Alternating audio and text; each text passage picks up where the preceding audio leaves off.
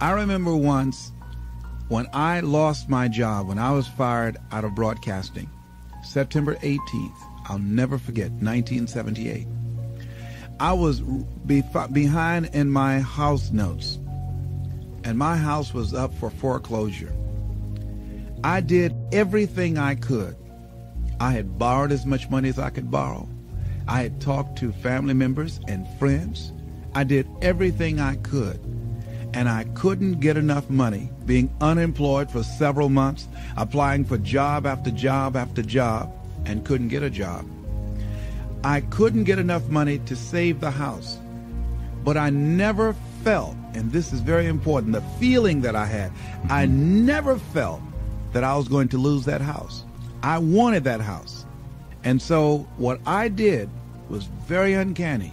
I released it. I did the best that I could, and at that time, with the limited money that I did have, I decided to take a trip with my family to Miami to go down and spend time in the sun with my children and my wife. We caught a Greyhound bus from Columbus, Ohio, and we went to Florida. By the time I arrived on the day that the bank was to foreclose at 12 noon on the house, I got a call from one of my former assistants who went by the house and called me and said, Les, it's an emergency. Call Columbus right away. I did, and Carolyn Sloan said, Les, you won't believe this. You have a check from the Internal Revenue Service on your income tax.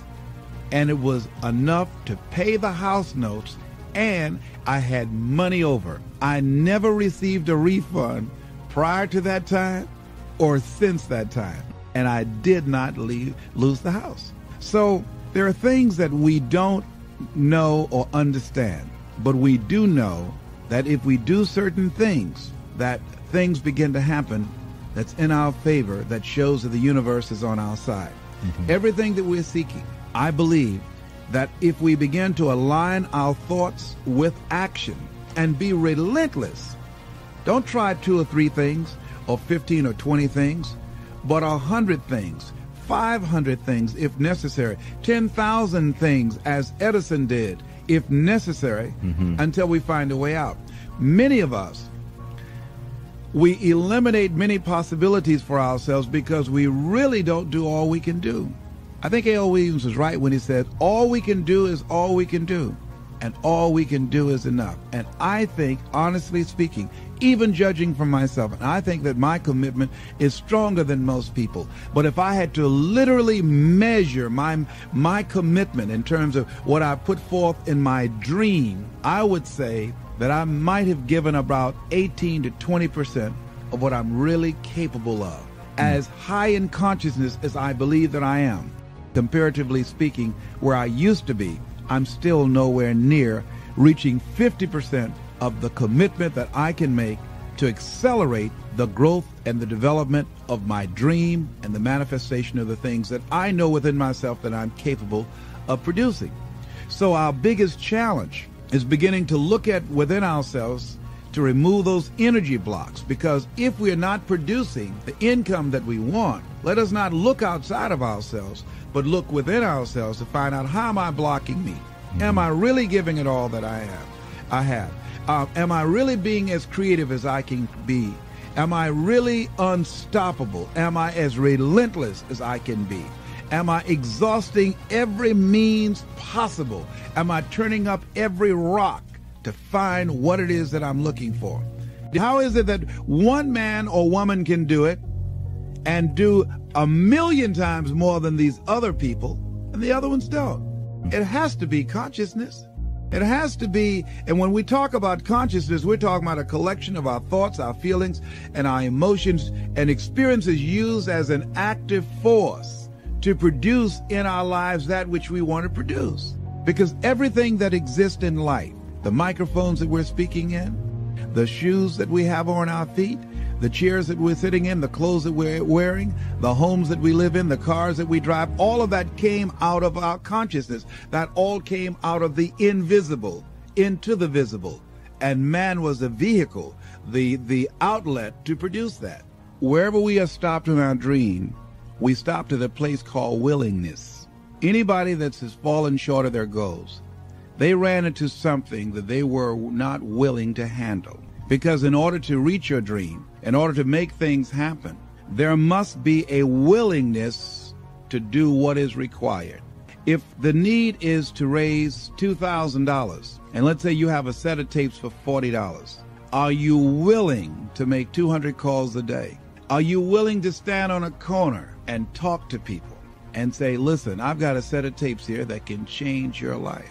Are you willing to make the commitment that you will not go to sleep until you sell at least 10 tapes a day? Are you willing to say, if it takes me 12 hours walking and talking to people all day long until I find 10 people that will say yes, if I have to talk to 200 people or 300 people, that in order to provide food for my family, to provide shelter, to not to have creditors hounding me, am I willing to talk to 300 people a day? Am I willing to stand in an airport and sell tapes? Am I willing to go out and make calls again and again and again? Am I willing to knock on doors? Am I willing to do that? See, if we have some...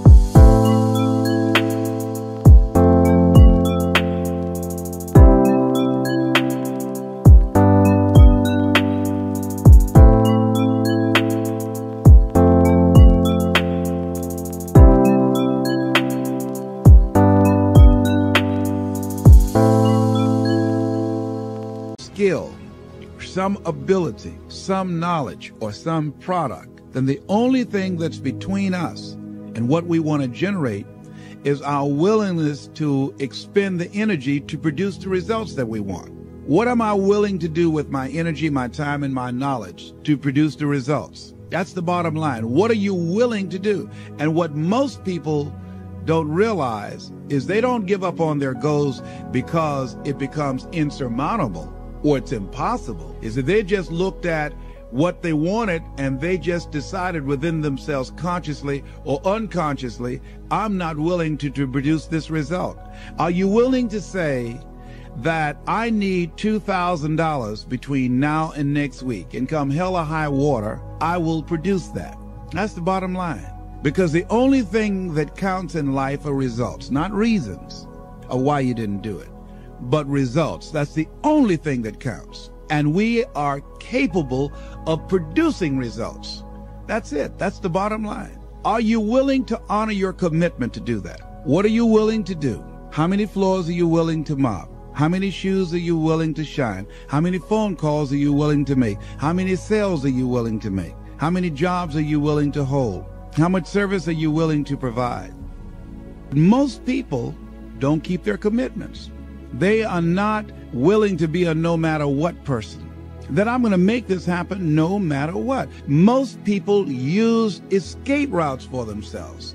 Most people have something that they could point to justify why they haven't produced the results. Some reason. Well, people weren't buying, or the economy is soft. Somebody...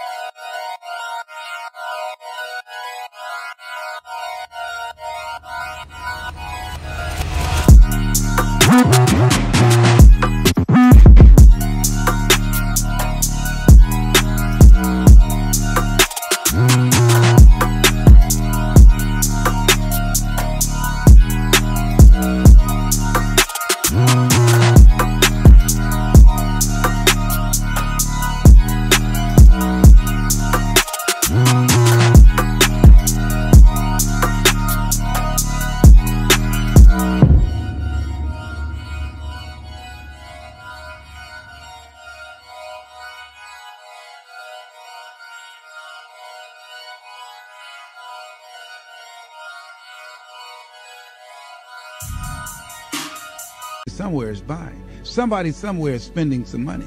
So as we begin to look at where we are, every time when I was working on developing my dream, and I knew that I had to do something, that I had to do it, I was always able to pull it out. Because I started thinking, if a Walt Disney can do it, if a John D. Rockefeller can do it, then I can do it.